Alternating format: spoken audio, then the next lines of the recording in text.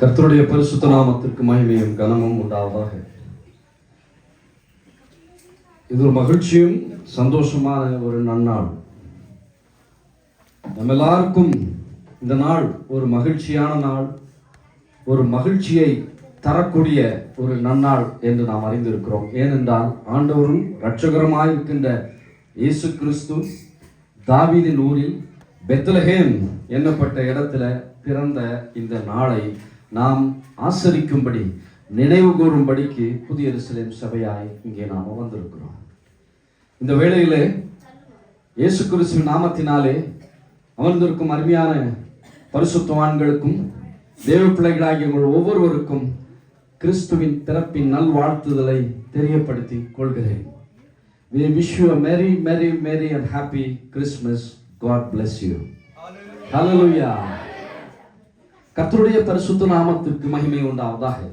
இயேசு கிறிஸ்துவின் பிறப்பை குறித்து நான் 2 நாட்களுக்கு முன்பாக வேதத்தை வாசித்து அந்த காரியங்களை அறிய வேண்டும், இயேசு கிறிஸ்துவின் பிறப்பின் ரகசியத்தை அறிய வேண்டும் என்று வேதத்தை வாசிக்கும் பொழுது பரிசுத்த ஆவியானவர் ஒரு வார்த்தையின் மூலம், ஒரு வசனத்தின் மூலம் அடியனுக்கு இடைப்பட்டு அதனுடைய காரியங்களை அடியனுக்கு உணர்த்தி கொடுத்தார். அவைகளை உங்கள் மத்தியிலே சொல்லிக்கொள்ள வாஞ்சிக்கிறேன். இப்பொழுது நாம் சிந்திக்கும்படியாக நம்முடைய கைகளில் இருக்கும் பரிசுத்த வேதாகமத்தை திறந்து லூக்கா எழுதின சுவிசேஷம் 2ஆம் அதிகாரம் 7வது வசனத்தை ஒருவர் எழுந்து நின்று சத்தமாக வாசிக்கலாம்.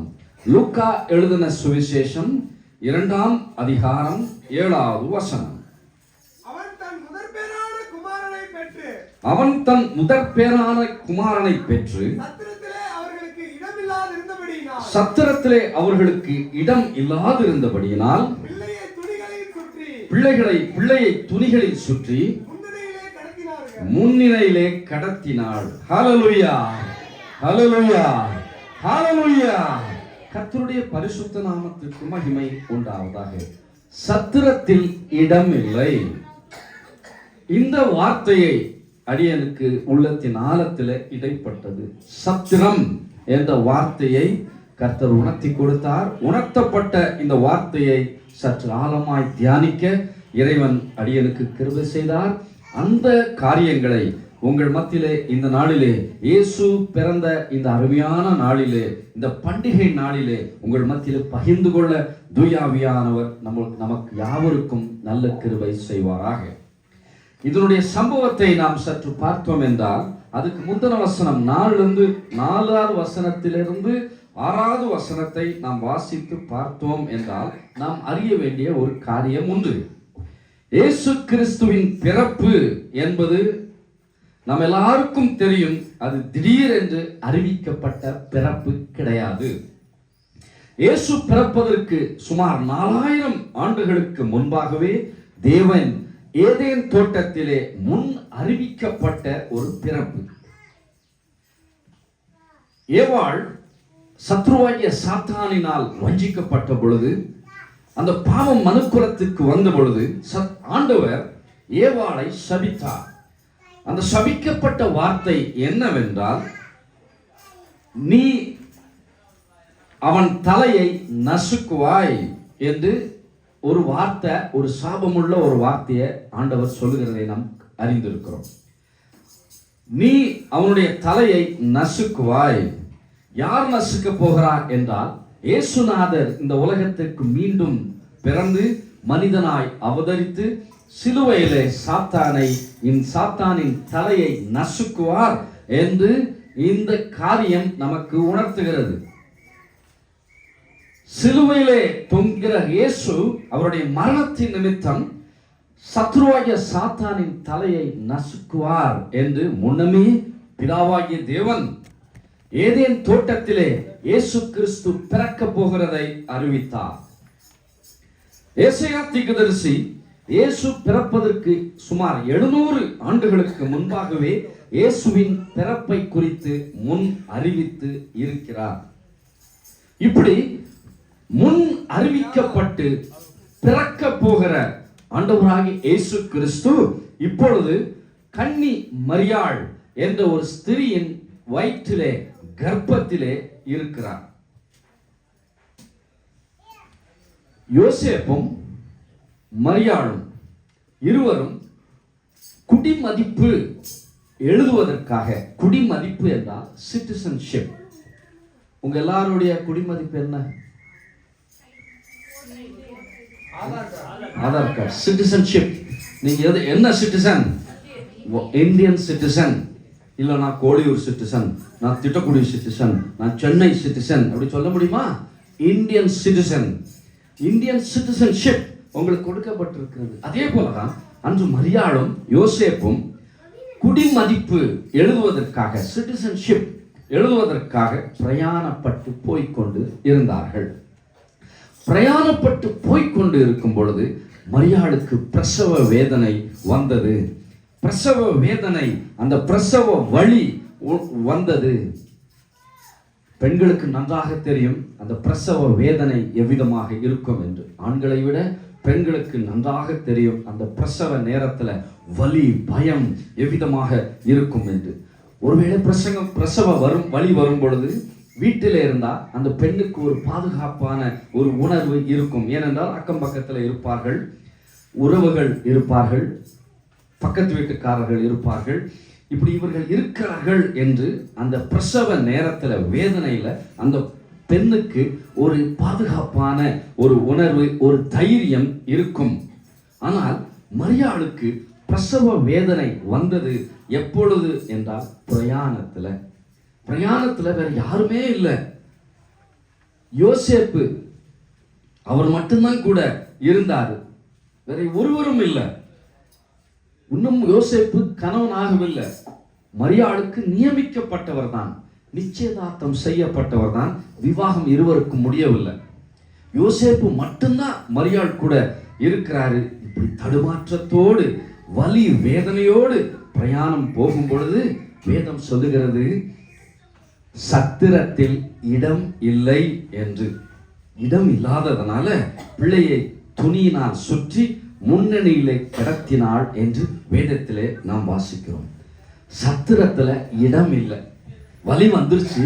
ஆனால் சத்திரத்துல இயேசுநாதர் பிறப்பதற்கு இடம் இல்லை. இதனாலதான் இயேசு அவர் ஊழியம் செய்து கொண்டிருக்கும் பொழுது இந்த வார்த்தையை அவர் அறிவிக்கிறார். வாசிக்கலாம்.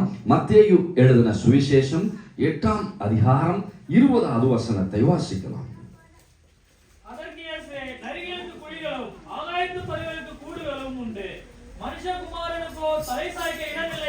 மனுஷகுமாரனுக்கோ தலை சாய்க்க இடம் இல்லை.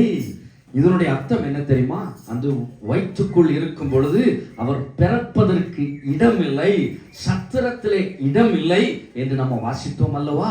அதனுடைய ஆழமான அர்த்தம் அதான் இயேசு அவர் வாயிலிருந்து சொல்லுகிறார், மனுஷகுமாரனுக்கு தலை சாய்க்க இடம் இல்லை என்று. பூமியும் அதன் நிறைவும் யாருடையது? கர்த்தருடையது. ஆனால் இந்த பூமி எல்லாவற்றுக்கும், வானத்துக்கும் பூமிக்கு எல்லாவற்றுக்கும் அதிபதி, ஓனர் இருக்கிற கர்த்தராய் இயேசு கிறிஸ்து தான் பிறப்பதற்கு இந்த பூமியிலே இடம் இல்லாத ஒரு சூழ்நிலை காண முடிகிறது. அதனால்தான் வேதம் இந்த வார்த்தையை சொல்லுகிறது, சத்திரத்தில் இடம் இல்லை. சத்திரத்தில் இடம் இல்லை, உண்மைதான். சத்திரம் என்றால் என்ன? அந்த வார்த்தையினுடைய அர்த்தத்தை நாம் புரிய வேண்டும். சத்திரம் என்றால் உலக பிரகாரமான கட்டடம். ஆனால் ஆவிக்குரிய பிரகாரமாய் சத்திரம் என்றால் இயேசு தங்குகிற இடம், இயேசு வாசம் செய்கிற இடம், இயேசு தங்கி தாபரிக்கிற இடம். இதற்கு பெயர் தான் சத்திரம். ஆவிக்குரிய பார்வையின்படி எப்படிப்பட்ட சத்திரத்தில் இயேசுக்கு இடம் கிடைத்தது? வாசிக்கலாம். யோவான் எழுதின சுவிசேஷம் 1ஆம் அதிகாரம் 11வது வசனத்தை வாசிக்கலாம். யோவான் 1:11. அவர் நமக்கு சொந்தமானதினாலே வந்தார், அவருக்கு சொந்தமானவர்களோ அவரை ஏற்றுக்கொள்ளவில்லை. நானோ என்னுடையவர்களுக்காக வந்தேன், என்னுடையவர்களோ என்னை ஏற்றுக்கொள்ளவில்லை என்று இயேசு யூதர்களை குறித்து சொல்லுகிறார். என்னுடையவர்கள் என்னை ஏற்றுக்கொள்ளவில்லை. இதனுடைய அர்த்தம் எனக்கு இடம் இல்லை. சத்திரத்துல எனக்கு இடம் இல்லை, நான் பிறப்பதற்கு இடம் இல்லை. அதான் அவருடைய அர்த்தம். எனக்கு இடம் இல்லை என்பதற்காக தான் சொல்லப்படுகிற வார்த்தை, நானோ என்னுடையவர்களுக்காக வந்தேன், என்னுடையவர்களோ என்னை ஏற்றுக்கொள்ளவில்லை. ஏனென்றால் எருசலேமிலே அவருக்கு இடம் இல்லை. எருசலேமிலே ஊழியம் செய்ய வந்தபோது எல்லாரும் அவரை கல் எறிந்து கொலை செய்ய பார்த்தார்கள். அவரை பிசாசு பிடித்தவன் என்று சொன்னார்கள். இயேசுவை கள்ளத்தீர்க்கதரிசி என்று சொன்னார்கள். இயேசுவை பேர்சபூல் என்று சொன்னார்கள். இயேசுவை மலையிலிருந்து கீழே தள்ளி போட பார்த்தார்கள். அதனால்தான் இயேசு கண்ணீரோடு இந்த வார்த்தையை சொன்னார், நானோ என்னுடையவர்களுக்காக வந்தேன், என்னுடையவர்களோ என்னை ஏற்றுக்கொள்ளவில்லை.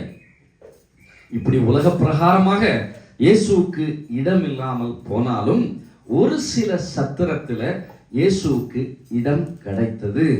அந்த சத்திரம் என்ன என்றால், ஒரு 3 வகையான சத்திரம் இருக்கின்றன. அந்த 3 வகையான சத்திரம் எதை நமக்கு வெளிப்படுத்தி கொடுக்கிறது என்று சற்று வேத வாக்கியங்கள் மூலம் தியானிக்க தூய ஆவியானவர் நமக்கு நல்ல கிருபை செய்வாராக. ஜெப சிந்தனையோடு தியானிப்போம். இயேசு கிறிஸ்துவின் பிறப்பின் பண்டிகையை கொண்டாட வந்திருக்கும் அருமையான கர்த்தருடைய பிள்ளைகளே, இந்த வேளையிலும் உங்களுடைய ஆழமான இருதயத்தையும் உங்களுடைய சிந்தனைகளையும் வேற எங்கேயும் போகாதபடிக்கு இறைவனால் அருளப்படும் பரலோக ரகசியத்துக்கு நேராக சற்று நாம் திருப்புவோமாக. ஜெப சிந்தனையோடு தியானிப்போம். 3 வகையான சத்திரம். முதல் சத்திரம், சத்திரத்திலே இடம் இல்லை. முதல் சத்திரம் வாசிக்கலாம். லூக்கா எழுதின சுவிசேஷம் 11ஆம் அதிகாரம் 27வது வசனத்தை ஒருவர் வாசிக்கலாம். அவர் இவைகளை சொல்லுகையில் ஜனக்கூட்டத்திலிருந்த ஒரு ஸ்திரீ அவரை நோக்கி, உம்மை சுமந்த கர்ப்பமும் நீர் பாலுண்ட முலைகளும் பாக்கியமுள்ளவர்கள் என்று சத்தமிட்டு சொன்னார். உம்மை சுமந்த கர்ப்பமும் நீர் பாலுண்ட முலைகளும் பாக்கியம் உள்ளது என்று சத்தமிட்டு சொன்னாள். இயேசு தங்கின முதல் சத்திரம் என்ன என்றால், கன்னி மரியாளின் வயிறு, கன்னி மரியாளின் கர்ப்பம். இதுதான் ஆண்டவராகிய இயேசு கிறிஸ்து இந்த பூமியிலே வரும் பொழுது தங்கின முதல் சத்திரம். இயேசுவானவர் கணவன் மனைவி என்ற உறவினால் உண்டாகப்படவில்லை. அவர் முழுமையாக தேவகுமாரன் மனுஷகுமாரனாய் வருவதற்காக பரிசுத்தாவினாலே அவர் கர்ப்பம் தரிக்கப்பட்டார். பரிசுத்தாவியானவர்னாலே உண்டாகப்பட்ட குழந்தை தான் இயேசு கிறிஸ்து. அந்த மரியாள் அந்த மனுஷகுமாரன், தூய குமாரன், இயேசுவானவர் தூய்மை உள்ளவர். ஒரு தூய்மை உள்ளவர் மனிதனாய் வருவதற்கு கர்ப்பம் தேவை. அந்த கர்ப்பம் சுத்தமுள்ள கர்ப்பமாக இருக்க வேண்டும். அந்த ஸ்திரீ எந்த தவறு செய்யாத கன்னிகையாக இருக்க வேண்டும். அந்த கன்னிகையாய் மரியாள் இருந்தபடியால் பரிசுத்த ஆவியானவர் மூலம் கன்னி மரியாளின் கர்ப்பத்திலே இயேசு தங்கினார். நாம் பிள்ளைகளை பெற்று எடுப்பது போல 10 மாதங்கள் இயேசுவானவர் மரியாளின் வயிற்றில் பரிசுத்தாவியினால் உற்பத்தி செய்யப்பட்டு அங்கே இருந்தார்.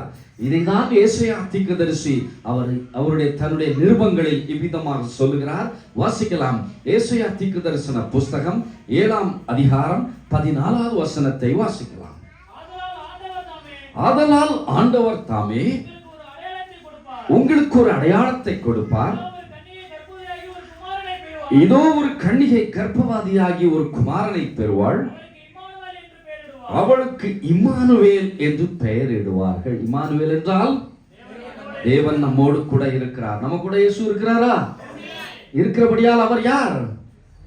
இம்மானுவேல். ஹல்லேலூயா. இயேசு உங்க கூட இருக்கிறார்ல? இருக்கிறாரா இல்லையா? இருக்கிறார். அப்ப அவர் யாரு? இம்மானுவேல். ஒரு கன்னிகை கர்ப்பவதியாகி மரியாள் கர்ப்பத்தில் இயேசு வந்து தங்குவார் என்று இயேசு பிறப்பதற்கு 700 ஆண்டுகளுக்கு முன்பாக துல்லியமாக ஏசாயா தீர்க்கதரிசி தன்னுடைய தீர்க்க தரிசனமாய் உரைத்ததை நாம் இங்கே காண்கிறோம். இந்த காரியத்தை நீங்க சற்று உற்று நோக்கி பாருங்களேன். மரியாளுக்கும் யோசேப்புக்கும் திருமணம் இன்னும் ஆகவில்லை. நியமிக்கப்பட்டு தான் இருக்கிறாள். நிச்சயதார்த்தம் பண்ணப்பட்டவள். நிச்சயதார்த்தம் முடிஞ்சதுன்னா கணவன் மணி ஆயிடுவாங்களா? ஆக மாட்டாங்க. எப்போ கணவன் மனைவி ஆகுறாங்க? எப்போ ஆறாங்க? மேரேஜ், திருமணம் ஆகும் பொழுது. இப்போ மரியாளும் யோசேப்புக்கும் நிச்சயதார்த்தம் தான் முடிஞ்சிருக்கு. இப்படி நிச்சயதார்த்தம் முடிந்த நேரத்துல பிதாவாகிய தேவன் ஆர்க் ஏஞ்சல் காப்ரியேல் தூதன் மூலமாக யோசேப்பினிடத்திலும் மரியாளிடத்திலும் அவர் பேசுகிறார். யோசேப்பினிடத்துல முதல் என்ன கூறினார்? இந்த காப்ரியேல் தூதன் இருக்கார் அல்லவா, பிதாவாகிய தேவன் காப்ரியேல் தூதன் மூலமாக முதலாவது யோசேப்பினிடத்துல பேசுகிறார். என்ன பேசுகிறார்? வாசிக்கலாம். மத்தேயு எழுதின சுவிசேஷம் 1ஆம் அதிகாரம் 20-21 வசனத்தை வாசிக்கலாம்.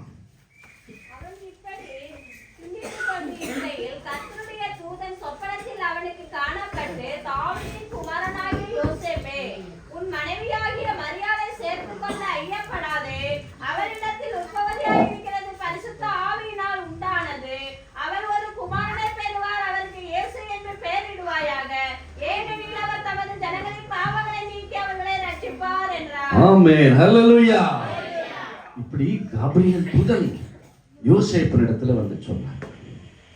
இதே காப்ரியேல் தூதன் மூலமாக பிதாவாகிய தேவன் மரியாளிடத்திலும் கன்னி மரியாளிடத்திலும் வந்து சொன்னார். கன்னி என்றால் வெர்ஜின். எந்த தவறுமே கணவன் மனைவியா ஆகிறதுக்கு முன்பாக எந்த தவறுமே செய்யாதவர்கள் தான் கன்னி. அப்படிப்பட்ட அந்த கன்னி மரியாளிடத்துல பிதாவாகிய தேவன் காப்ரியேல் தூதன் மூலமாக இவ்விதமாக சொல்லுகிறார். என்ன சொல்லுகிறார்? வாசிக்கலாம். லூக்கா எழுதின சுவிசேஷம் 1ஆம் அதிகாரம் 26 முதல் 32 வசனங்களை வாசிக்க கேட்போம். 6ஆம் மாதத்திலே காப்ரியேல் என்னும் தூதன் கலிலேயாவுள்ள நாசரேத் என்னும் ஊரில் தாவீதின் வம்சத்தானாகிய யோசேப்பு என்னும் நாமமுள்ள புருஷனுக்கு நியமிக்கப்பட்டிருந்த ஒரு கன்னிகையின் இடத்திற்கு. யாரிடத்துக்கு காப்ரியேல் தூதன் இப்ப சொல்லுகிறாரு? கன்னிகை. அந்த கன்னிகை யாரு? மரியாள். 31ஆவது வசனம் வாசிக்கலாம். என்ன சொல்லுகிறார் பாருங்க. நீ கர்ப்பவதியாகி ஒரு குமாரனை பெறுவாய், அவருக்கு இயேசு என்று பெயரிடுவாயாக. 32ஆவது வசனத்தை வாசி கேட்போம். அவர் பெரியவராயிருப்பார், உன்னதமானவருடைய குமாரன் எனப்படுவார். கர்த்தராகிய தேவன் அவருடைய பிதாவாகிய தாவீதின் சிங்காசனத்தை அவருக்கு கொடுப்பார் என்று பிதாவாகிய தேவன் காப்ரியேல் தூதன் மூலமாக மரியாளுக்கு அறிவிக்கப்பட்டது. இப்போ காப்ரியேல் தூதன் வந்து இந்த குழந்தை, உன்னுடைய வயிற்றில் இருக்கும் குழந்தை தேவகுமாரன், இறைவனால் உண்டாகப்பட்ட குழந்தை என்று அறிவித்தனால மரியாள் தெளிவா இருந்தாங்க. யோசேப்பினிடத்திலும் வந்து அந்த காப்ரியேல் தூதன் தேவனால் அனுப்பப்பட்டு மரியாளுடைய வயிற்றுல உண்டான குழந்தை தேவனால் உண்டானது, அவளை தள்ளி போடாதே என்று சொன்னபடியால் யோசேப்பும் தெளிவாக இருந்தார். இவர்கள் 2 பேருக்கும் எந்த பிரச்சனையும் கிடையாது. இவர்கள் 2 பேரும் நல்ல அண்டர்ஸ்டாண்டிங்ல இருந்து யோசேப்பு மரியாளை ஆதரித்து வந்தார். ஆனால் சமுதாயத்தின்படி, அன்றைக்கு இருந்த யூத கலாச்சாரத்தின்படி ஒரு கன்னி கர்ப்பமாக கூடாது.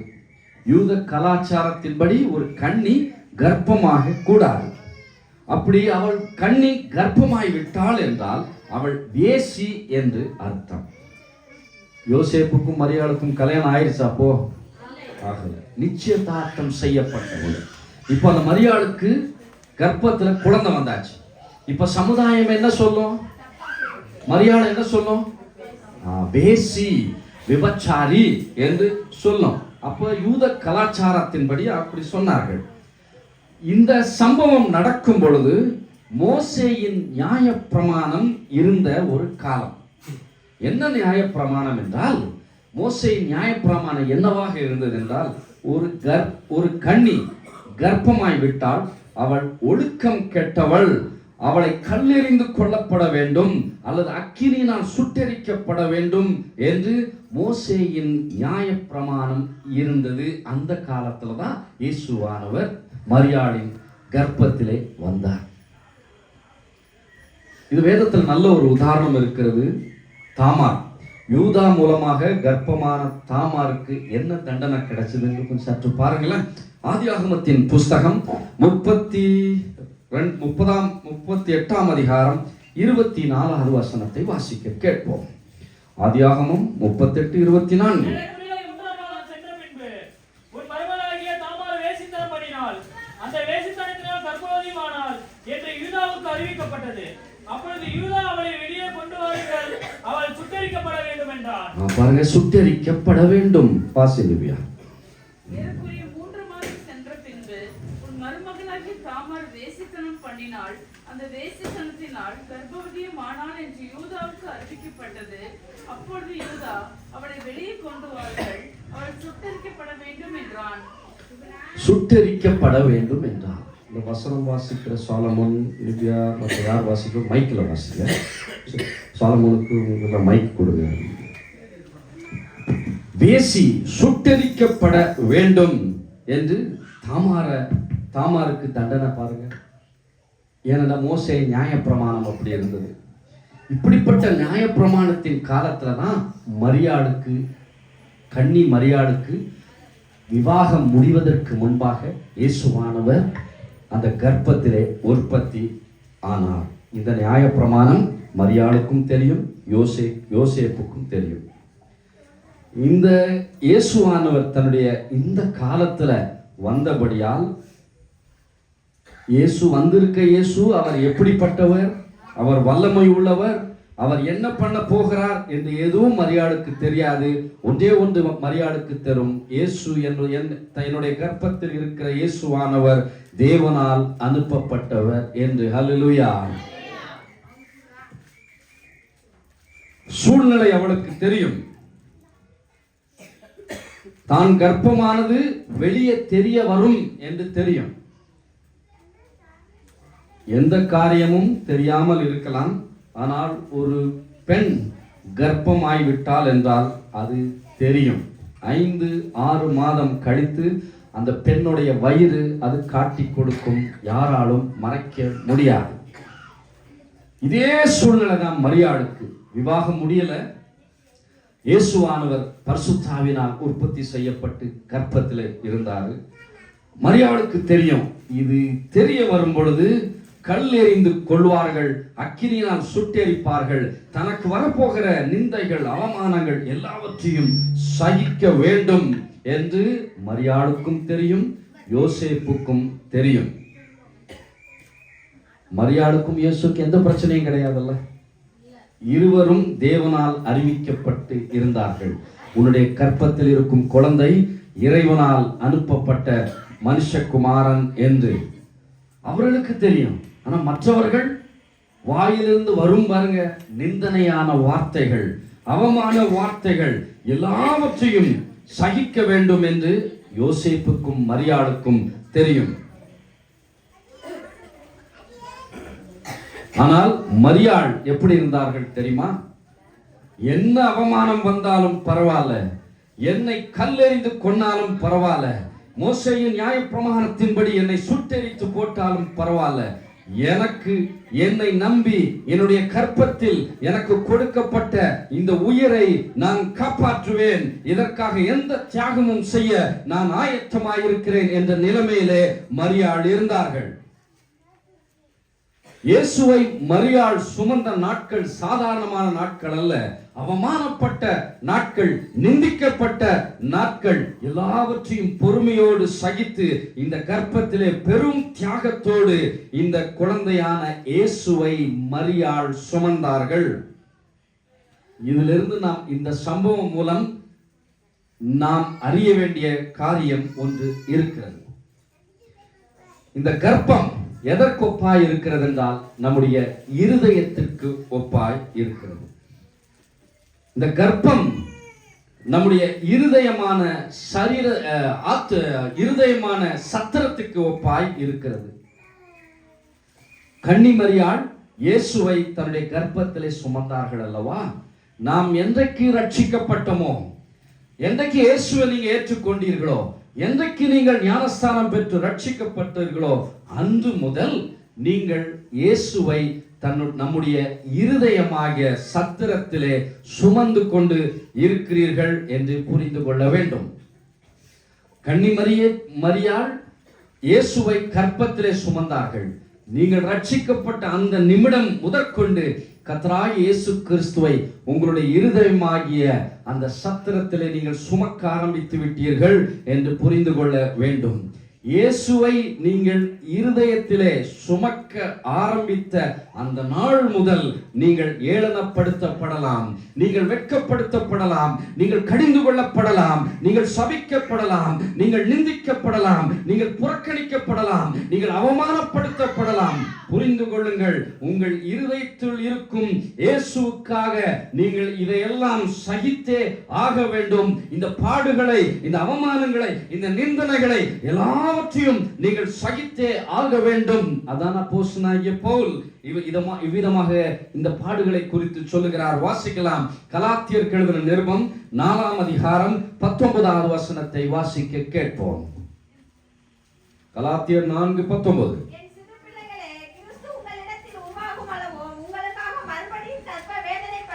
கர்ப்ப வேதனைப்படுகிறேன். இயேசு உங்க இருதயத்தில் இருக்கார் அல்லவா? இருதயத்தில் இருக்காரா இல்லையா? உங்க இருதயம் தான் சத்திரம். மரியாளின் கர்ப்பம் தான் உங்க இருதயம். அந்த 10 மாசம் அந்த அம்மா இயேசுவை சுமந்தாங்க. நீங்க ரட்சிக்கப்பட்ட அடுத்த நிமிஷத்திலிருந்து நீங்க யாரை சுமக்கிறீங்க? இயேசு உங்க இருதயத்துல சுமக்கிறீங்க. இது சாதாரண காரியம் அல்ல. அந்த நாட்கள்லாம் கடுமையான நாட்களாக இருக்கும். இயேசுவை நாம் உள்ளத்திலே சுமக்கும் பொழுது பல பாடுகளை, பல நிந்தனைகளை, பல அவமானங்களை சகிக்க வேண்டும். பிரியமான தேவ பிள்ளைகளே, நீங்கள் சந்திக்கிற நிந்தை பார்க்கிலும் அவமானங்களை பார்க்கிலும் உங்களுக்காக அந்த மரியாளுக்கு எவ்வளவு அவமானம் இருந்திருக்கும். எவ்வளவு பேர் எப்படி பேசியிருப்பாங்க. கல்யாணம் ஆகாததற்கு முன்பாக கர்ப்பமான எவ்வளவு கேவலமாக பேசுவாங்க, எவ்வளவு நிந்தித்திருப்பாங்க, ஒதுக்கி வச்சிருப்பாங்க. அந்த அம்மா எல்லாவற்றையும் சகித்தார்களே. எதற்காக? தனக்குள் கொடுக்கப்பட்ட அந்த உயிர் தேவகுமாரன் தேவனால் உண்டானது என்று ஒரே நோக்கத்தோடு சகித்தார்களே. அதே இயேசுவை நீங்கள் இருதயத்திலே சுமந்து கொண்டு இருக்கிறீர்களே. இந்த சுமந்து கொள்ளும் பொழுது, நீங்கள் ஊழியம் செய்யும் பொழுது, தேவனுடைய காரியத்தில் ஈடுபடும் பொழுது எல்லா பக்கத்திலிருந்து உங்களுக்கு நெருக்கம், அவமானம், நிந்தனை எல்லாம் உண்டாகும். நீங்கள் சகிக்கணும். சகித்து அந்த உங்களுக்கென்று கொடுக்கப்பட்ட அந்த இயேசுவை பாதுகாக்க வேண்டும், காப்பாற்ற வேண்டும். இது மரியாள் செய்தார்கள். அருமையான தேவனுடைய பிள்ளைகளே, நீங்க வந்திருக்கும் அருமையான கர்த்தருடைய பிள்ளைகளே, நீங்க நல்ல கர்த்தருடைய வேலையை எல்லாரும் செய்றீங்க. கர்த்தருக்காக நீங்க தியாகம் பண்றீங்க, ஊழியம் செய்றீங்க. அதனாலதான் ஏன் இதெல்லாம் செய்றீங்க தெரியுமா? உங்களுக்குள்ள யார் இருக்கா? இயேசு இருக்கா. அந்த இயேசு இருக்கிறனால தான் நீங்க இவ்வளவு தியாகத்தோடு நீங்கள் கர்த்தருடைய வேலையெல்லாம் செய்கிறீங்க, உற்சாகமாக செய்கிறீங்க. ஆனால் இப்படி இயேசு உங்களுக்குள்ள இருக்கும் பொழுது உங்கள் உறவுகள்லாம் நிந்திப்பாங்க, புறக்கணிப்பாங்க, அவமானப்படுத்துவாங்க. உங்கள் குடும்பத்தாரே உங்களை அவமானப்படுத்துவாங்க. ஆனால் பொறுமையாக இருங்க, கவலைப்படாதீங்க. ஒரு நாள் வெளிப்படும். எப்பொழுது வெளிப்படும்? கர்த்தருடைய வருகை வரும் பொழுது வெளிப்படும். நாம் எவ்வளவு நாள் இந்த அவமானத்தை, நிந்தனைகளை நாம் இயேசுக்காக சுமந்தபடியால் அந்த இயேசு கிறிஸ்துவின் வருகையிலே நமக்கு ஒரு கனம் கிடைக்கும். பாருங்க, அந்த கனம் அவருடைய வருகையிலே வெளிப்படும். அந்த கனத்தை நாம் பெற்றுக்கொள்ள முடியும். அல்லேலூயா, அல்லேலூயா, அல்லேலூயா. இதைதான் வேதம் சொல்லுகிறது. வாசிக்கலாம். மத்தேயு எழுதின சுவிசேஷம் 5ஆம் அதிகாரம் 11, 12 வசனங்களை வாசிக்கலாம். மத்தேயு 5, 11, 12 வாசிக்கலாம்.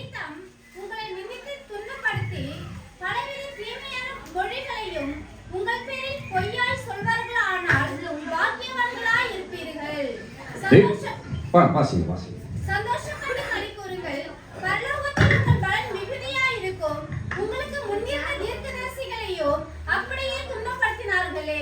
பாருங்க, அந்த வசனத்துல எல்லாம் பாருங்க. ஃபர்ஸ்ட் என்ன எழுதியிருக்கு? என் நிமித்தம். யாருடைய நிமித்தம்? இயேசு கிறிஸ்துவினுடைய நிமித்தம். நீ இயேசுவை ஏற்று, இந்த வசனத்தை நான் உங்களுக்கு தெளிவாக சொல்லுகிறேன். என் நிமித்தம் என்றால் இயேசு கிறிஸ்துவின் நிமித்தம். நீ இயேசுவை ஏற்றுக்கொண்டபடியா நீ இயேசுவின் பிள்ளையாய் நடக்கிறபடியால், நீ பரிசுத்தமாய் நடக்கிறபடியால், நீ உண்மையாய் நடக்கிறபடியால், நீ கர்த்தருக்கு நிற்கிறபடியால். நீங்க எல்லாம் இயேசுவை இருதயமாக உள்ளத்துல சுமக்கிறீங்கல்ல, நீ என்ன வேணா பாவ சூழ்நிலை வந்தாலும் நீங்க பரிசுத்தமா வாழ்வதற்கு முயற்சிக்கிறீங்களா? பாவம் செய்ய முடியாது.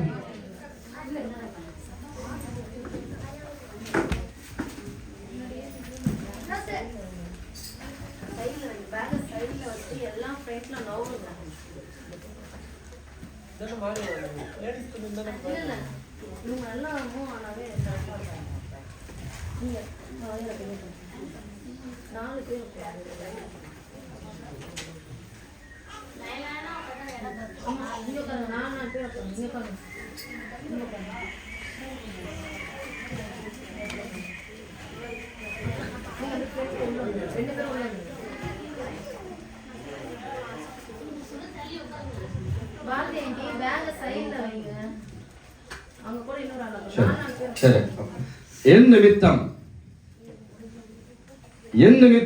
இயேசுவின் நிமித்தம் நீ இயேசுவை ஏற்றுக்கொண்டபடியால், நீ இயேசுவின் பிள்ளையாய் நடக்கிறபடியால், நீ பரிசுத்தமாய் நடக்கிறபடியால், நீ உண்மையாய் நடக்கிறபடியால், நீ கர்த்தருக்கு நிற்கிறபடியால் என்ன செய்வாங்க தெரியுமா? உங்களை நிந்தித்து எப்படி நிந்திப்பாங்க? வார்த்தையினால நிந்திப்பாங்க. எப்படி நிந்திப்பாங்க? வார்த்தையினால நிந்திப்பாங்க. நிந்தித்த அப்புறம் துன்பப்படுத்துவாங்கன்னா உங்களை காணர் பண்ணுவாங்க, ஒதுக்குவாங்க. வேலை செய்யறதுலையும் சரி, குடும்பத்திலும் சரி உங்களை ஒதுக்குவாங்க, உங்களை அள வைப்பாங்க, உங்களை வேதனைப்படுத்துவாங்க. அப்புறம் என்ன செய்வாங்க? பலவிதமான தீமையான காரியங்கள். இதனுடைய அர்த்தம் என்ன? அவன் இப்படிப்பட்டவன், அவன் இப்படிப்பட்டவன், அவன் அப்படிப்பட்டவன், இவ இப்படிப்பட்டவன் என்று உண்மையில பொய்யா சொல்லுவாங்க, பொய்யாய் சுமத்துவாங்க. இப்படி உங்களெல்லாம் செய்தா தேவன் என்ன தெரியுமா சொல்லுகிறாரு? கவலைப்படாதீங்க, நீங்கள் பாக்கியவான்கள், நீங்கள் கொடுத்து வைத்தவர்கள், யூ ஆர் ஆல் பிளஸ்ட். அப்ப நீங்க என்ன செய்யணும்? சந்தோஷப்பட்டு களி கூறுங்கள். அழக்கூடாது, புலம்பக்கூடாது, கோபப்படக்கூடாது. என்னை எப்படி டார்ச்சர் பண்றாங்களே, என்னை அவமானப்படுத்துறாங்களே, இப்படிலாம் அழாதீங்க, கவலைப்படாதீங்க. அப்படி உங்களை டார்ச்சர் பண்ணும்போது, உங்களை கவலைப்படுத்தும் பொழுது, அவமானப்படுத்தும் போது, நிந்திக்கும் பொழுது என்ன தெரியுமா செய்யணும்? உள்ளத்துல கைத்தட்டி சந்தோஷப்பட்டு களி கூறுங்கள். ஏனென்றால் உன்னை இயேசுவின் நிமித்தம் யார் துன்பப்படுத்தினாலும், தேவனுக்காக நீங்கள் நிற்கிறபடியால், வைராக்கியம் பாராட்டுகிறபடியால், உங்களை யார் துன்பப்படுத்தினாலும், உங்களை யார் அவமானப்படுத்தினாலும் அவர்கள் உங்களுக்கு நன்மையை செய்றாங்க. என்ன நன்மை? அவங்க உங்களுக்காக பரலோக அக்கௌண்ட்ல பொக்கிஷத்தை சேர்க்கிறாங்க. இப்ப நான் யோசுவாவை திட்டுறேன்னு வச்சுக்கோங்களேன், திட்டிட்டு பேங்க்ல ஒரு 1 லட்சம் அவரோட அக்கௌண்ட்ல போடுறேன் அப்படின்னா, நான் அவருக்கு நன்மை செய்யறேனா தீமை செய்யறேனா? நான் அவரை திட்ட இப்போ நான் அவரை திட்டுறேன், நான் திட்டும் போதெல்லாம் மோசஸ் 1 லட்சம் அவருக்கு போட்டாருன்னா அவருக்கு நன்மை உண்டாகுதா தீமை உண்டாகுதா? நன்மை உண்டாகுதா தீமை உண்டாகுதா? அதே போலதான் இயேசுவுக்காக நீங்க, இயேசு உங்க உள்ளத்துல இருக்கார்ல, உங்களுக்காக நீங்க இயேசுவை ஏற்றுக்கொண்டு இயேசுவோட இருக்கும்போது உங்க நிந்திப்பாங்கப்பா, அவமானப்படுத்துவாங்க, ஏளனமான வார்த்தையை பேசுவாங்க. பேச நீங்க சந்தோஷப்படுங்க. ஏனென்றால் பரலோகத்துல உங்களுக்காக அவர்கள் பொக்கிஷத்தை சேர்த்து கொண்டு இருக்கிறார்கள். ஹல்லேலூயா. வேதம் அதை தானே சொல்லுகிறது, பரலோகத்தில் உங்கள் பலன் மிகுதியாய் இருக்கும். அந்த வசனத்தை மறுபடியும் சத்தமாக வாசிங்க.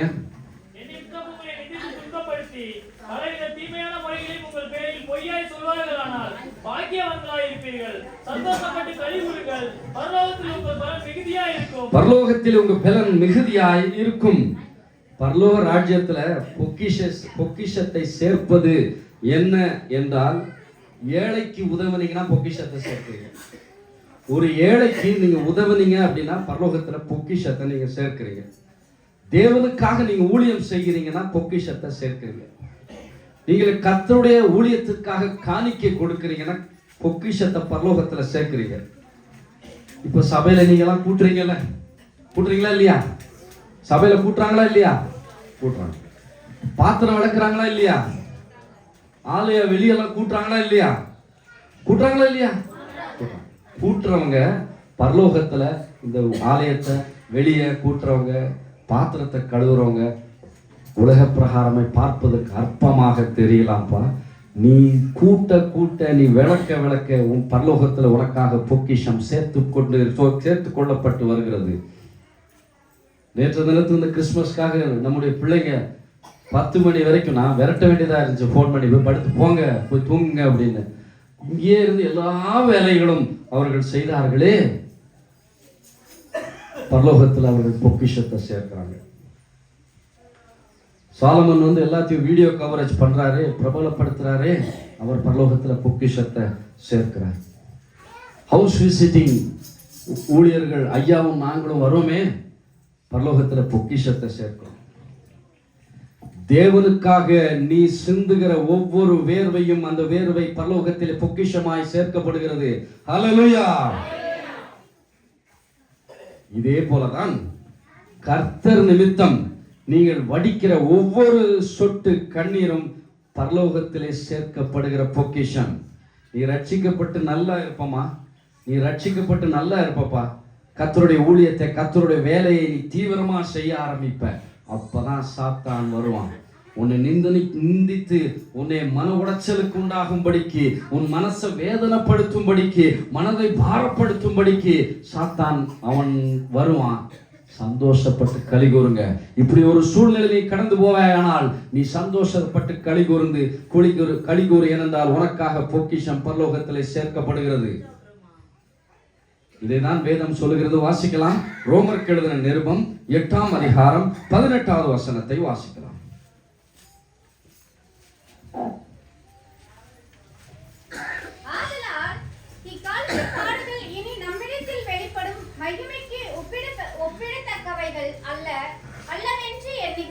ஆதலால் இக்காலத்து பாடுகள், இப்ப நீங்க அனுபவிக்கிறீங்களா பாடுகள், இயேசுவை ஏற்றுக்கொண்டு ஊழியம் செய்து கர்த்தருடைய வேலையை, சபை வேலையை தீவிரமாய் செய்யும் பொழுது நீங்கள் அனுபவிக்கிறீங்களா பாடுகள், இதெல்லாம் இக்காலத்து பாடுகள். இந்த பாடுகள் நம்மிடத்தில் வெளிப்பட போகிற எதற்கு ஒப்பாய் இருக்கிறது? மகிமைக்கு ஒப்பாய் இருக்கிறது. நீங்கள் மகிமைக்கு அழைக்கப்பட்டீர்கள். அந்த மகிமையை நீங்கள் காண்பீர்கள். ஆகையால் பிரியமான தேவனுடைய பிள்ளைகளே, இந்த இக்காலத்து பாடுகளை குறித்து கவலைப்படாதீங்க. மகிமையில அது வெளிப்படும். பரலோகத்துல போய் நம்ம ஒரு நாள் நிச்சயமாக நிற்போமா இல்லையா? பரலோகத்துல போய் கண்டிப்பாக நம்ம நிற்போம் அல்லவா? நிற்கும் பொழுது அங்கே இயேசு சொல்லுவார், என் பெயரை நீ உள்ளத்தில் சுமந்து இந்த பூமியிலே இவ்வளோ பாடுகளை பட்ட மகனே, என் பெயரை நீ உன்னுடைய உள்ளத்துல சுமந்து இவ்வளவு பாடுகளை பட்ட மகளே, எத்தனை அவமானங்கள் நிந்தனைகள் பட்ட மகளே, பட்ட மகனே, எல்லாவற்றையும் நான் பார்த்து கொண்டுதான் இருக்கிறேன். நீ எவ்வளவுக்கு எவ்வளவு பாடு அனுபவிக்கிறாயோ அவ்வளவுக்கு அவ்வளவு இந்த ஆசீர்வாதங்கள் உனக்கு பரலோகத்திலே உண்டு. வா, அனுபவி என்று கர்த்தர் பலனை கொடுப்பார். ஹல்லேலூயா. துயரப்படுகிறவர்கள் பாக்கியவான்கள், அவர்கள் ஆறுதல் அடைவார்கள். எல்லாரும் குழந்தை பெற்றவங்க இருக்கீங்க.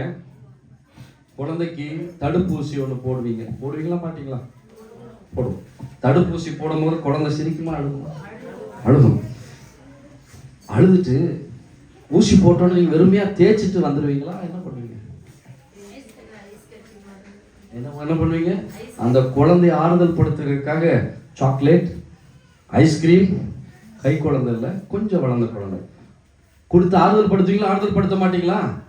ஏன் அதை பண்றீங்கன்னா, என் பிள்ளைய வலியை தாங்கிட்டானே, என் பிள்ளை வலியை தாங்கிட்டாலே என்று ஆறுதல் படுத்துவதற்காக நீங்க சாக்லேட், ஐஸ்கிரீம் கொடுக்குறீங்க. பாருங்க, பொல்லாதவர்களா இருக்கிற நாமே நம்முடைய பிள்ளைகளுக்கு நல்ல இவை கொடுக்கும் பொழுது பரமபிதா தன்னுடைய நாமத்தின் நிமித்தம் துன்பப்பட்டு வேதனைப்பட்டு வேதனையோடு எல்லாவற்றையும் சகிக்கிற பிள்ளைகளுக்கு எப்படி தேவன் கைவிடுவார்?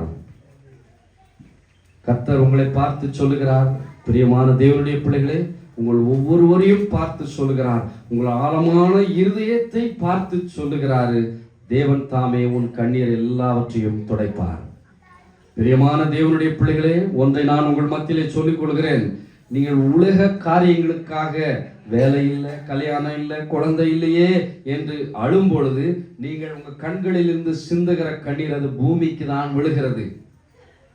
ஆனால் தேவன் நிமித்தம், தேவனுடைய பிள்ளையாய் நீ பரிசுத்தமாய் உண்மையாய் தேவனுக்கு வாழ்கிறபடியால் நீ அவமானப்பட்டு நிந்திக்கப்பட்டு உள்ளத்திலே உன் கண்கள் மூலம் நீ வடிக்கிற கண்ணீர் அது பூமியில விழாதுப்பா, பரலோகத்துக்கு போகிறது. ஹல்லேலூயா! அது பரலோகத்தில் பொக்கிஷமாய் சேர்க்கப்படுகிறது. இதைதான் தேவன் சொல்லுகிறார், உன் கண்ணீரை நான் கணக்கில் வைத்திருக்கிறேன், அவைகள் என் துருத்தியில் அல்லவோ இருக்கிறது என்று. நீங்கள் உலக பிரகாரமாய் கண்ணு அழுதிங்கன்னா அந்த கண்ணீர்லாம் பூமிக்கு தான் போகும். ஆனால் கர்த்தருக்காக நீங்கள் கர்த்தருடைய வேலையை நல்லா செய்து அவமானப்படுத்தி நிந்திக்கப்படும் பொழுது நீங்கள் உள்ளத்துல ஒரு கண்ணீர் விடுறீங்களே, அந்த கண்ணீர் எங்க தெரியுமா போகுது? பூமிக்கு போகாதுப்பா, பரலோகத்துக்கு போய் உனக்கு பொக்கிஷமாக சேர்க்கப்படும். ஆகையால் முதல் சத்திரம் என்ன? கன்னி மரியாளின் வயிறு கர்ப்பம் என்னும் சத்திரம். அந்த சத்திரத்தில் இயேசு தங்கினார். அந்த இயேசு இருக்கும் பொழுது அவமானங்கள், நிந்தனைகள் எல்லாவற்றையும் சகித்து அந்த மரியாள் இயேசுவை விட்டு கொடுக்கவில்லை. இதே போலதான் நாமும் நம்முடைய இருதயமாகிய சத்திரத்திலே இயேசுவை சுமந்து கொண்டு இருக்கிறோம். அவமானங்கள், பாடுகள் எல்லாவற்றுக்கும் நடுவாக நாம் கடந்து போகிறோம். நிந்தனைகள் வழியாக கடந்து போகிறோம். உறவுகள் நம்மளை ஒதுக்கி வைப்பார்கள். ஆனாலும் அந்த மரியாள் இயேசுவை விட்டாங்களப்பா? வைராக்கியமாக இருந்த எல்லாவற்றையும் சகிச்சு அந்த உயிரை காப்பாற்றினார்களே. இன்றைக்கு இயேசுவை சுமக்கிற அருமையான கர்த்தருடைய பிள்ளைகளே, தாவீதின் ஊரில் பெத்லகேம் என்னப்பட்ட இடத்துல பிறந்த இயேசுவை சுமக்கிற, இருதயத்தில் சுமக்கிற அருமையான தேவனுடைய பிள்ளைகளே, எந்த சூழ்நிலையும் இயேசுவை விட்டு கொடுக்காதீங்க. விட்டு கொடுப்பீங்களா? Very good. கர்த்தருடைய பரிசுத்த நாமத்திற்கு மகிமை உண்டாவதாக. யாரை விட்டு விடுங்க, இயேசுவை விட்டு விடாதீங்கப்பா. எந்த சூழ்நிலை இயேசுவை விடாதீங்க. உங்களுடைய இருதயத்துக்குள் அவர் வாசம் பண்ணி கொண்டே இருக்க வேண்டும். இதுதான் முதல் சத்திரம். இரண்டாவது சத்திரம் என்ன? மத்தேயு எழுதின சுவிசேஷம் 1ஆம் அதிகாரம் 20வது வசனம். இரண்டாவது சத்திரம். அவன் இப்படி சிந்தித்துக் கொண்டே இருக்கையில் கர்த்தருடைய தூதன் சொப்பனத்தில் அவனுக்கு காணப்பட்டு, தாவீதின் குமாரனாகிய யோசேப்பே, உன் மனைவியாகிய மரியாளை சேர்த்துக் கொள்ள ஐயப்படாதே, அவனிடத்தில் உற்பத்தியாய் இருக்கிறது பரிசுத்த ஆவியினால் உண்டானது. பாருங்க, இரண்டாவது சத்திரம் என்ன தெரியுமா? யோசேப்பின் வீடு. யோசேப் இயேசு கிறிஸ்து பிறந்தப்புறம் எங்க போயிருந்தாரு? எங்க போயிருந்தார்? யோசேப்பின் வீட்டுல இறந்தார். ஃபர்ஸ்ட் கன்னி மரியாளின் கர்ப்பம், அதான் முதல் சத்திரம். ரெண்டாவது சத்திரம் பிறந்த அப்புறம் அவர் அப்பா அம்மாவோட வீட்டில் தானே இருந்தாரு, அதான் யோசேப்பின் வீடு. இப்போ ஐயாவோட வீடுனா ஐயா அம்மா எல்லாம் இருக்காங்க, அது யாரோட வீடுன்னு சொல்லுவோம்? ஐயாவோட வீடு. அதே போல யோசேப்பின் வீட்டில் 30 வருஷம் இயேசுவானவர் இருந்தார். இந்த 30 வருஷம் இயேசு இருந்தது போல இன்றைக்கு உங்களுடைய வீட்டில, உங்களுடைய குடும்பத்திலே இயேசு இருக்க வேண்டும். உங்க குடும்பத்தில் இயேசு இருக்கிறாரா? இருக்கிறாரா? உங்க வீட்டில் இயேசு இருக்கிறாரா? அப்போ உங்க வீட்டில் சண்டை வரக்கூடாது. சரியா? இயேசு இருக்கிற வீட்டில் சண்டை வருமா? விட்டு கொடுக்கும். விட்டு கொடுக்கும் மனப்பான்மை இருக்கும். உங்க வீட்டில் இயேசு இருக்கும் போது நீங்க யாராவது உங்க குடும்பத்தாரை நிந்திப்பீங்களா? நிந்திக்க மாட்டோம். அவமானப்படுத்துவீங்களா? அவமானப்படும். பாவம் செய்வீங்களா? மாட்டோம். நீங்க உங்க குடும்பத்தாரை திட்டி சண்டை போட்டீங்கன்னா இயேசு அங்க இருக்கிறாரு. இயேசு நிஜமாக உங்க வீட்டில் இருக்கும் பொழுது சண்டை போட முடியுமா? அவர் அவமதிக்கிறமாய் இருக்கும். அப்போ யோசேப்பின் வீட்டில் இயேசுவானவர் இருந்தது போல உங்களுடைய வீடாகிய சத்திரத்தில் இயேசு தங்கி இருக்க வேண்டும். உங்க வீட்டில் யார் மகிமைப்படணும்? யார் மகிமைப்படணும்? இயேசு மகிமைப்படணும். நம்ம மகிமைப்படக்கூடாது. இயேசுவானவர் நம்முடைய வீட்டில் மகிமைப்படுத்தப்பட வேண்டும். மகிமைப்படுத்துவீங்களா? இயேசுவை மகிமைப்படுத்துவீங்களா? அப்போ வீட்டில் சண்டை போடுவீங்களா? வீட்டில் கெட்ட வார்த்தை பேசுவீங்களா? வீட்டில் அவமானப்படுத்துவீங்களா? அப்ப வீட்டில் என்ன செய்யணும்? ஒரு மனமாக, ஒற்றுமையாக, விட்டு கொடுத்து, மன்னித்து, அரவணைத்து, நானும் என் வீட்டாருமோ என்றால் யாரை சேவிப்போம்? அந்த வீட்டுக்குள் இருக்கும் இயேசுநாதரை சேவிப்போம் என்று இந்த இயேசு பிறந்த நாளில் ஒப்பு கொடுப்பீர்களா? ஹல்லேலூயா! இதுதான் இரண்டாவது சத்திரம். கடைசி சத்திரம் என்ன? வாசிக்கலாம். மத்தேயு எழுதின சுவிசேஷம் 27ஆம் அதிகாரம் 57 முதல் 60 வசனங்களை வாசிக்க கேட்போம். மத்தேயு 27 57 முதல் 60. சுபி வாசிங்க. மத்தேயு 27 57 முதல் 60.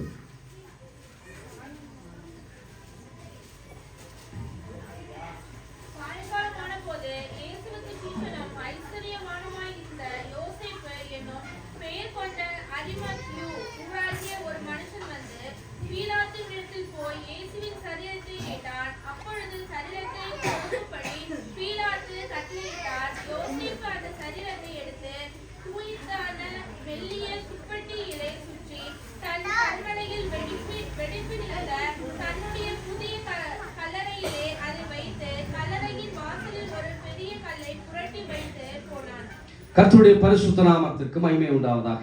மூன்றாவது சத்திரம் என்ன என்றால் கல்லறையாகிய சத்திரம். ராவின் சத்திரம் என்றால் கல்லறையாகிய சத்திரம். முதல் சத்திரம் என்ன? கன்னி மரியா. இரண்டாவது சத்திரம் இயேசு பிறந்தப்போ யோசேப்பு வீட்டில் இருந்தார். 30 வருஷம் இருந்தாரா? அப்புறம் என்ன ஆனாரு? சிலுவையில் அடிக்கப்பட்டார். சிலுவையில் அடிக்கப்பட்டு ரத்தம் சிந்தி என்ன ஆனாரு? மரித்து போனார். மரித்த இயேசுவை இந்த அர்மெத்தேயு ஊரான ஒரு யோசேப்புன்னு இருந்தார். அவர் ஒரு புது கல்லறையை வாங்கியிருந்தார். அந்த கல்லறையில இயேசுவின் சரீரத்தை வாங்கி அந்த கல்லறைக்குள்ள அடக்கப்பட்டார். இப்ப இயேசு எங்க இருக்கிறாரு? கல்லறைக்குள்ள இருக்கிறார். கல்லறைக்குள்ள அப்படியே இருந்துட்டாரா? உயிர்த்தெழுந்தார். அந்த கல்லறைக்குள் வைத்தபடியால் வேதப்பாரர்கள் எல்லாரும் இந்த யோசேப்பை நிந்திச்சாங்க, அவமானப்படுத்தினாங்க, கேவலப்படுத்தினாங்க, ஒதுக்குனாங்க. இவர் இயேசுவின் சரீரத்தை வாங்கி தன்னுடைய கல்லறையில அடக்கம் செய்தபடியா. அதே போல இன்றைக்கு உங்கள் உள்ளத்தில இயேசுவை ஏற்றுக்கொண்டிருக்கிறீர்களே, உங்களை அவமானப்படுத்துவாங்க. இயேசுவை நீங்க சுமந்து வச்சிருக்கிறபடியால் உங்களை அவமானப்படுத்துவாங்க, நிந்திப்பாங்க, உங்களை தலைமொழிகி விடுவாங்க. எதுவா இருந்தாலும் சரி இயேசுவை விட்டு கொடுக்காதீங்க. இயேசுவின் நாமம் மகிமைப்பட வேண்டும். நீங்க பகைக்கப்பட்டாலும் சரி இயேசுவை விட்டுறாதீங்க. ஏனென்றால் இயேசு அந்த கல்லறையில் அப்படியே இல்லை. அவர் எழும்பி எங்க போனாரு?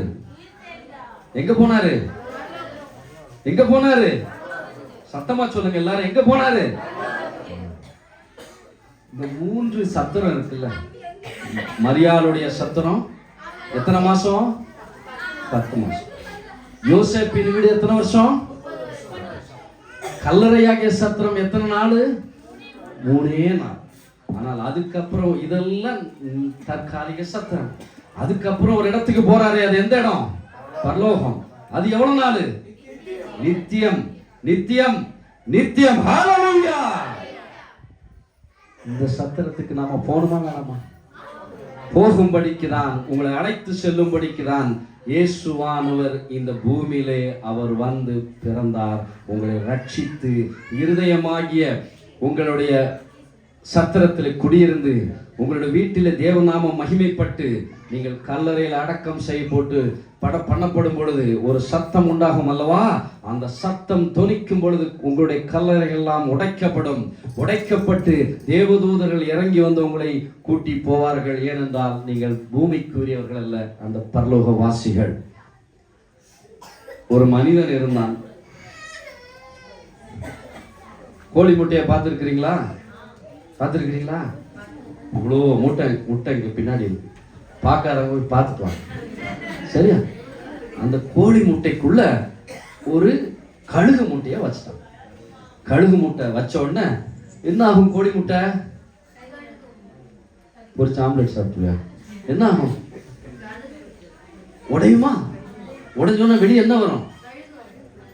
கோழி முட்டைக்குள்ள கழுகா வரும். கோழி முட்டைக்குள்ள என்னமா வரும்? கோழி குஞ்சு வருமா? அதே இடத்துல தானே கழுகு முட்டையும் இருந்துச்சு. அப்ப அந்த கழுகு முட்டையும் உடையுமா? என்ன வரும்? கழுகு. ஸோ இது கோழி மாதிரியே இதுவும் கீழே பூமியிலேயே பார்த்துக்கிட்டு சாப்பிட்டுக்கிட்டு இருந்துச்சு. வளர்ந்துருச்சு, சாப்பிட்டு வளர்ந்துருச்சு, பெருசாயிடுச்சு. ஆனாலும் பறக்கல, கீழே சாப்பிட்டுக்கிட்டு இருந்தது. அப்போ ஒரு நாள் இந்த ஈகிள் இருக்குல்ல, கழுகு பார்க்குது மேல, அந்த இதுவே மாதிரி ஒன்று பறவை பறக்குது, கழுகு பறக்குது. இப்போ பக்கத்தில் இந்த நெய்பர் இருக்காங்கல்ல, வழக்கமாக பக்கத்து வீட்டுக்காரங்க என்ன செய்வாங்க, நல்லா வத்தி விடுவாங்க, அப்படி தானே, போட்டு விடுவாங்க, அப்படி தானே, ஏற்றி விடுவாங்க, அப்படி தானே இல்லையா? ஆமாவாப்பா. ஒரே மாதிரி இருக்காங்க. அப்போ அதே போல பக்கத்துல இருந்து, நீ இந்த பறவை இல்லை, நீ வானத்துல பறக்கக்கூடியவன், நீ பூமியிலே வந்து உலாவுறவன் அல்ல, வானத்துல பறக்கக்கூடியவன் என்று அந்த பக்கத்து வீட்டுக்காரரு அந்த கழுகிட்ட சொன்னாங்க. அதே போலதான் நம்ம பூமிக்குரியவர்கள் அல்ல. பூமிக்குரிய என்ன தெரியுமா செய்வாங்க, கோழி மேல நிமிர்ந்து பார்க்குமா, இப்படியே கீழே பார்க்கும்ல. அப்ப நீங்க கோழியா இல்ல ஈகிளா? ஈகிள். ஈகிள் தான் வானத்தை நோக்கி பார்த்து வானத்தை பறக்கும். உங்க கண்களை வானத்துக்கு நேராக ஏறெடுங்க. பூமிக்குரியதை பார்க்காதீங்க. பூமிக்குரியதை பார்த்து பார்த்து கண்ணீர் சிந்தாதீங்க. உங்கள் தேவன் நிமித்தம் நீங்க கண்ணீர் சிந்துங்க. ஏன்னா நீங்கள் வானத்துக்குரியவங்க. உங்க கண்ணீர் வானத்தில் போய் பரலோகத்தில் போய் சேர்க்கப்படும். ஒரு அம்மா இருந்தாங்க. அந்த அம்மாவுக்கு குழந்தை இருந்துச்சு. அந்த பையன் ஸ்கூல் படிக்கும்போது அவங்க அம்மாட்ட சொன்னான், அம்மா நீ ஸ்கூல் பக்கம் வந்துடாத, நீ வராதம்மா அப்படின்னு சொன்னான். வரல. அந்த அம்மா சாப்பாடு கொடுக்க எதுக்கும் வரல. ஸ்கூலை முடிச்சு காலேஜுக்கு வந்துட்டான். காலேஜ் வரும்போது அவங்க அம்மாட்ட சொன்னான், அம்மா நீ காலேஜ் பக்கம் வந்துடாத அப்படின்னு. காலேஜ் முடிச்சு வேலைக்கு போயிட்டான். அம்மா நீ வேலை பக்கமும் வந்துடாத, பக்கமே வந்துடாத அப்படின்னு சொன்னான். அதுக்கப்புறம் அவனுக்கு கல்யாணம் முடிஞ்சது. கல்யாணத்துக்கும் நீ வந்துடாதம்மா அப்படின்னு சொன்னான். கல்யாணமும் முடிஞ்சு குழந்தையும் பெத்தாச்சு, ஃபாரினுக்கு போயிட்டான். அவன் கொஞ்ச நாள் கழிச்சு ஒரு கடிதம் எழுதுறான், அம்மா எனக்கு குழந்தை பிறந்துருச்சு, இந்த குழந்தைய பார்க்கறதுக்கு நீ வந்துடாத அப்படின்னு. அந்த அம்மா ஒரு ரிட்டன் கடிதம் எழுதிச்சு, நான் ஏன்பா நீ ஸ்கூல்ல என்னைய உள்ள விடலை, வரக்கூடாதுன்னு சொன்ன, நான் வரல. 17 வருஷம் ஆகிவிட்டது. நீ காலேஜுக்கு வரக்கூடாதுன்னு வரல. கல்யாணத்துக்கு வரக்கூடாதுன்னு சொன்னேன், வேலை ஸ்தலத்துக்கு வரக்கூடாதுன்னு சொன்ன, நான் வரல. உன் குழந்தைய பார்ப்பதற்காக நான் வருகிறேனே என்று கடிதம் எழுதி அனுப்பினான். அப்போ அந்த மகன் பதில் கடிதம் கொடுத்தாங்க, அம்மா நீ வரக்கூடாது. ஏன் வரக்கூடாது என்று நான் சொல்லுகிறேன். நீ ஸ்கூலுக்கு, காலேஜுக்கு, ஆஃபீஸுக்கு, கல்யாணத்துக்கு, இதுக்கு குழந்தைய பார்ப்பதுக்கு ஏன் உன்னை வரக்கூடாதுன்னு சொன்னேன் அப்படின்னா, ஒற்றை கண்ணோட பிள்ளை அப்படின்னு எல்லாரும் உன்னை கிண்டல் அடிச்சாங்க ஸ்கூல்ல. அதனால என்னைய இப்படி ஒற்றை கண்ணுடைய பிள்ளை என்று ஒன்னையும் சொல்லக்கூடாது, என்னையும் சொல்லக்கூடாது, அதனாலதான் நான் வரக்கூடாது என்று சொன்னேன். அந்த அம்மா பதில் கடிதம் எழுதுனாங்கன்னா, இந்த ஒற்றை கண் எதனால வந்துச்சு, ஒரு கண் எதனால போச்சு தெரியுமாப்பா? சின்ன பிள்ளையா இருக்கும் போது விளையாடும் பொழுது அந்த படிக்கட்டில் ஒரு கம்பி உன் கண்ணை குத்திருச்சு, கண்ணு பழுதாய் போய்விட்டது. டாக்டர்கள் சொன்னார்கள், கண்ணை எடுத்து, கண்ணு பார்வை இவனுக்கு இருக்காது, இவன் பார்வையற்றவனாய் ஒரு கண்ணில் பார்வை இருக்காது என்று சொல்லிவிட்டார்கள். என் மகன் என் பார்வை இல்லாமல் இருக்கக்கூடாது, 2 கண்ணும் நல்லா இருக்கணும் என்பதற்காக என்னுடைய கண்ணை எடுத்து உனக்கு நான் கொடுத்தேன். என் கண்ணை தான் உன்னிடத்துல வச்சிருக்கிறாங்க, அதனால தான் நான் ஒற்றை கண்ணாய் இருக்கிறேன் என்று அந்த தாய் கடிதம் எழுதினார்களாம். இதிலிருந்து நாம் அறிய வேண்டியது என்ன தெரியுமா? பாவிகளும் துரோகிகளும் கனியாட்சிக்கு புறம்பாய் கிடந்த நம்மை இயேசு ரட்சிப்பதற்காக பரலோகத்திலிருந்து பூமிக்கு இறங்கி வந்தார். அவருடைய அருமையை நாம் தெரியாமலே இருக்கிறோம். அருமையை தெரியாமலே நமக்காக இயேசு இறங்கி வந்திருக்கிறார், பாடுபட்டிருக்கிறாரே என்று அருமை தெரியாம நம்ம வாழ்ந்து கொண்டு இருக்கிறோம். அந்த அருமையை நீங்கள் புரிய வேண்டும். உங்களுக்காக தான் இயேசு இந்த பூமியிலே பிறந்திருக்கிறார். உங்களுக்காக தான் அவர் அடிக்கப்பட்டார். உங்களுக்காக தான் பல நிந்தைகளையும் அவமானங்களையும் பட்டார், சகித்தார். ஆகையால் அருமையான தேவனுடைய பிள்ளைகளே, 3 சத்திரம் இருக்கிறது. 1 கன்னிமரியாயின் வயிறு, 2வது யோசேப்பின் வீடு, 3வது கல்லறையாகிய சத்திரம். இந்த 3 சத்திரத்தின் வழியாக ஒரு நாள் நீங்க பரலோகத்தில் இயேசுவை காண்பீர்கள். இந்த பாட்டை பாடலாம். பெத்லகேம் ஊரான சத்திரத்தில்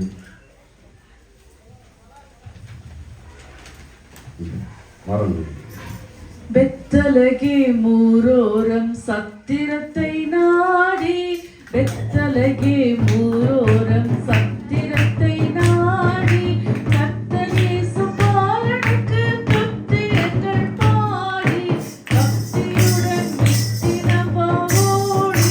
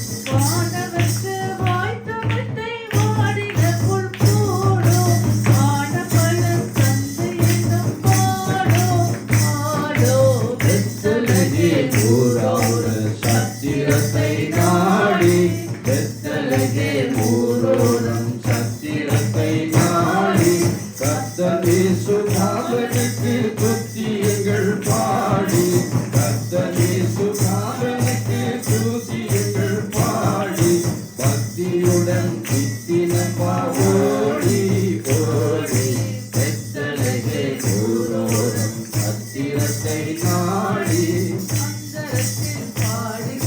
தூதசேனை கூடி அந்தரத்தில் பாடுகின்றார் தூதசேனை கூடி மந்தையாய் பாடல் கேட்க தேடி மந்தையாய் ஓடுகின்றார் பாடல் கேட்க தேடி இந்த இரவில் என்னை இந்த மோடி மோடி பெத்தலகே ஊரோரம் சத்திரத்தை நாடி பெத்தலகே ஊரோரம் சத்திரத்தை நாடி கர்த்தனேசு பாலனுக்கு துத்தியங்கள் பாடி கர்த்தனேசு பாலனுக்கு துத்தியங்கள் பாடி பக்தியுடன் நித்தினமே ஓடி ஓடி பெத்தலகே ஊரோரம் சத்திரத்தை நாடி பெத்தலகே ஊரோரம் சத்திரத்தை நாடி கர்த்தனேசு பாலனுக்கு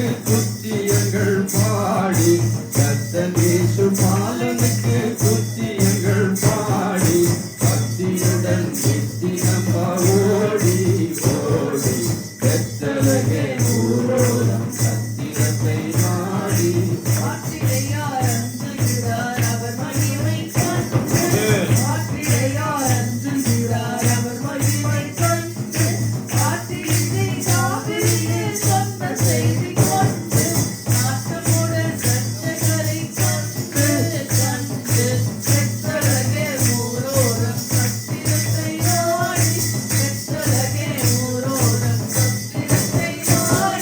கர்த்தனேசு பாலனுக்கு துத்தியங்கள் பாடி கர்த்தனேசு பாலனுக்கு துத்தியங்கள் பாடி பக்தியுடன் நித்தினமா ஓடி ஓடி பெத்தலகே ஊரோரம் சத்திரத்தை நாடி பெத்தலகே ஊரோரம் சத்திரத்தை நாடி கர்த்தனேசு பாலனுக்கு துத்தியங்கள் பாடி கர்த்தனேசு பாலனுக்கு துத்தியங்கள் பாடி பக்தியுடன் நித்தினமே வாடி ஓடி பெத்தலகே ஊரோரம் சத்திரத்தை நாடி பெத்தலகே ஊரோரம் சத்திரத்தை நாடி பெத்தலகே ஊரோரம் சத்திரத்தை நாடி பெத்தலகே ஊரோரம் சத்திரத்தை நாடி பெத்தலகே ஊரோரம் சத்திரத்தை நாடி.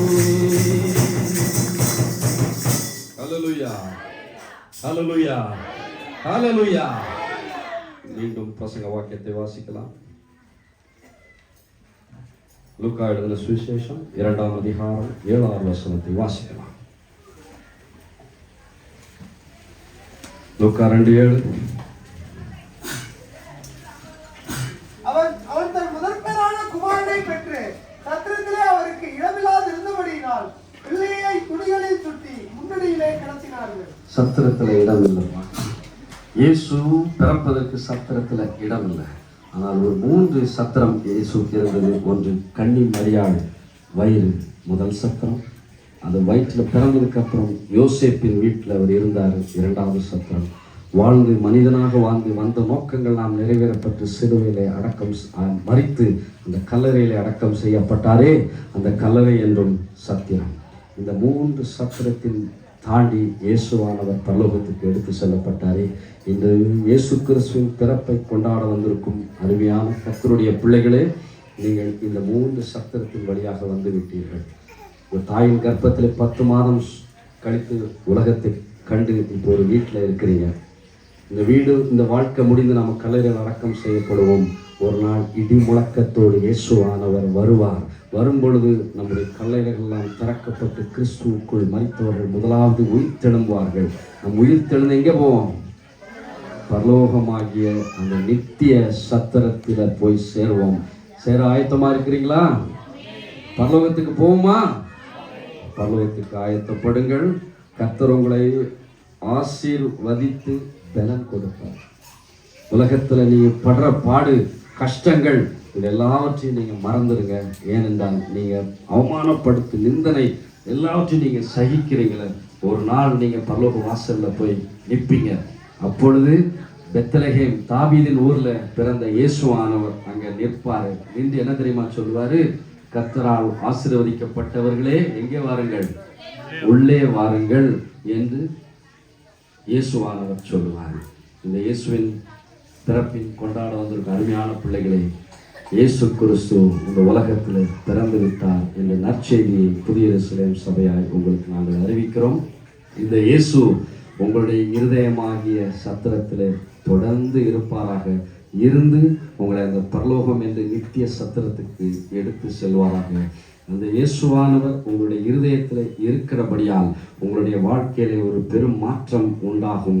மாற்றத்தை நீங்கள் காண்பீர்கள், ஆசீர்வாதமாக இருப்பீர்கள். இந்த நல்ல பாக்கியம் நீங்கள் ஒவ்வொருவரும் பெற்றுக்கொண்டு நீடித்த நாட்களாய் திருப்தியாகி ஆசீர்வாதமாக இருக்கும்படி இயேசு கிறிஸ்துவின் பிறப்பின் பண்டிகை நாளிலே உங்களை நாங்கள் மனப்பூர்வமாக உள்ளத்தின் ஆழத்திலிருந்து ஆசீர்வதிக்கிறோம். கர்த்தர் உங்களை எல்லாரையும் ஆசீர்வதிப்பாராக. கர்த்தர் இந்த வார்த்தைகளையும் ஆசீர்வதிப்பாராக.